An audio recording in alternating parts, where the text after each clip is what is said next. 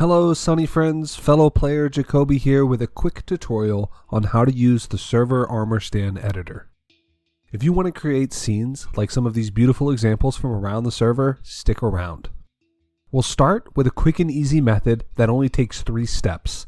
Then I'll show you how you can customize your armor stand entirely using the rest of the tool interface. All you need to get started is an armor stand and a feather. So if you're ready, let's go.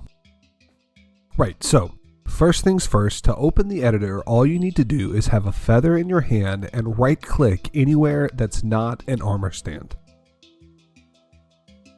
This brings up the user interface. There are lots of icons, but we're only going to focus on 3. The first one is going to be the stick icon, which is show arms. Left click the stick, watch the change notification down here, and hit escape to exit the interface. Then simply right click the armor stand with the feather. So that's show arms. Step number 2 is to select the chest icon, which is for equipment.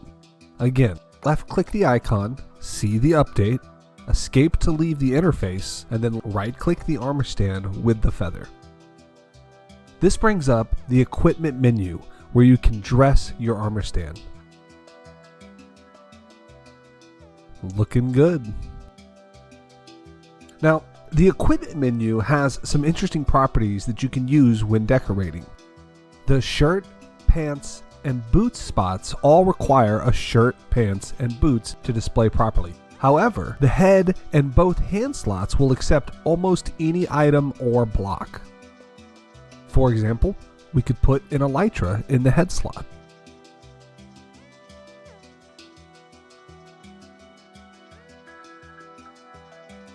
We could even put a dirt block in the head slot if we wanted to.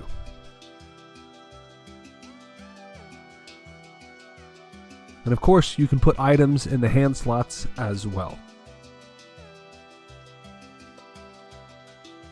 You can put blocks in these other 3 spots, however, they will not show up on the armor stand and remain hidden in its inventory. Alright. Now on to the final step, which is we have to give our armor stand a pose. The easiest poses can be found on the bookshelf icon called Preset Poses. When you right-click the armor stand, it brings up a poses menu where you can select the pose you want.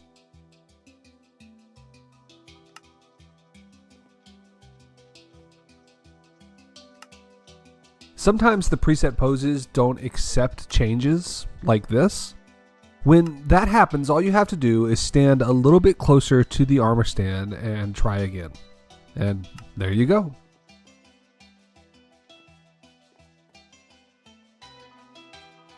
So that's the 3 easy steps. To reset your armor stand, you can use the water bucket icon. Okay, now let's talk about customizing your armor stand poses. In the interface, there are 3 selections you need to make to customize a pose. The first is to choose an axis among these 3 wool blocks. The second is to select a body part from among the armor parts. And the third is to select an adjustment level from either the dirt or sand blocks over here. So, for example, left-clicking each and watching the settings change down below, we want the x-axis, changing the right arm, and we will go by course adjustment.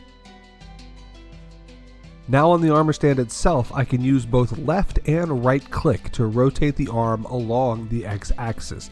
You can do this with all the body parts and of course along every axis. The key to a good armor stand display is how creative you can get with it. On to some additional features that are going to help you with your customization. First, down here next to the show arms icon is the potion and the pufferfish. The potion lets you toggle the stand visibility. Notice the items on the stand remain visible. It only applies to the armor stand itself. This is how people make those floating block displays. The pufferfish lets you change the armor stand size.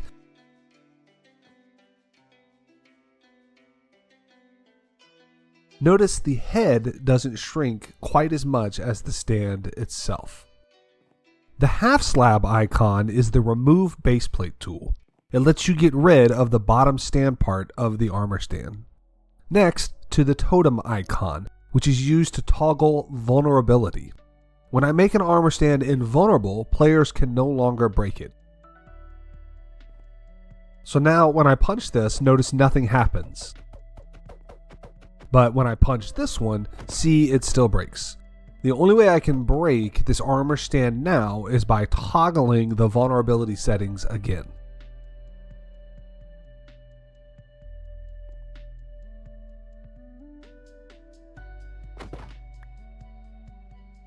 The disable slots icon is for locking the equipment to the stand. Notice I can freely add and remove this tunic. But when I lock the equipment, now the gear stays in place.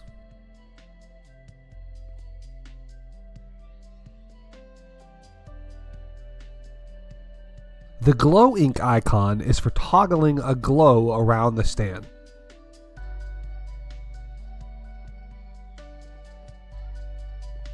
And of course, this glow is visible behind solid blocks. The last two tools have to do with position. The compass and the rail tracks. The compass is for rotation, and it's pretty straightforward. You can take both left and right clicks to rotate the whole armor stand freely. The placement tool is a little more complicated. To use it, you have to select an axis and an adjustment level like you would a body part. But unlike body parts, where the axis is tied to the armor stand, this axis selection is based off of the world axis. When I do F3, notice the vertices in the middle of the screen. If I wanted to move this armor stand left and right, it would be along the blue vertices. So in the interface, I'll select the blue wool, placement, and course adjustment. Now I can freely left and right click to move the armor stand side to side.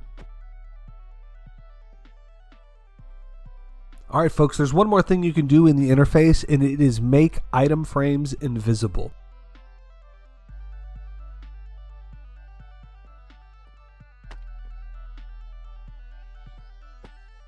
To do it, simply select the item frame icon and right-click an item frame with the feather. The item tends to rotate when you make the frame invisible, so what I suggest is to make the frame invisible and then with an empty hand rotate the item in the frame so that it's the way you want it. One last tip, you should always name your armor stands because the entity limit on the server tends to break them. You can actually name a name tag a blank name by giving it a color code and not adding anything after.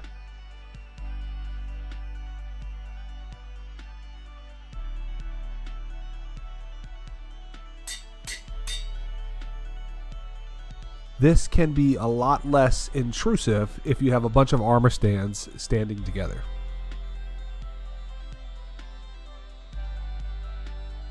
Sunny friends, that's going to do it. The only thing left is for you to use your imagination. Now get out there and make some beautiful displays.